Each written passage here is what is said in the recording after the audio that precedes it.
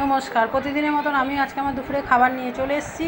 আজকে দুপুরের খাবারে আমি করেছি এই যে লম্বা লম্বা বেগুন ভাজা করেছি, এটা হচ্ছে পুঁই শাক পাতার বড়া করেছি, মুসুর ডাল আর চাল গুঁড়ি আর কালো জিরে আর পোস্ত দিয়ে এই যে পাতাগুলো গোটা গোটা রেখে যেমন চুবিয়ে বড়া করে এরকম বড়া করেছি।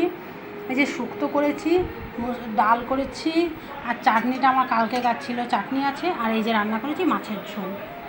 এটা হয়েছে মাছের ঝোল, শুধু আলু দিয়ে পাতলা মাছের ঝোল করেছি। আর এই যে ভাত তো থাকবেই, ভাত ছাড়া তো খাওয়াই হবে না। আর এই বড়ার রেসিপিটা আমি আপনাদের দিয়ে দেবো, আপনারা একটু দেখে নেবেন, আমার চ্যানেলের মধ্যে আছে। এটা আমি কুমড়ো পাতার বড়া আর এর বড়াও আপনি করে খেতে পারেন।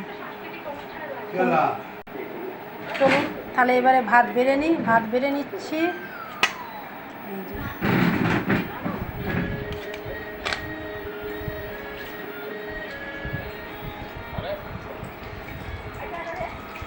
আমি ভাতে নিয়েছি, দুটো পেঁয়াজ নিয়েছি, এই যে নিয়ে নিলাম লম্বা লম্বা 2 পিস বেগুন ভাজা, নিয়ে নিলাম দুটো বড়া।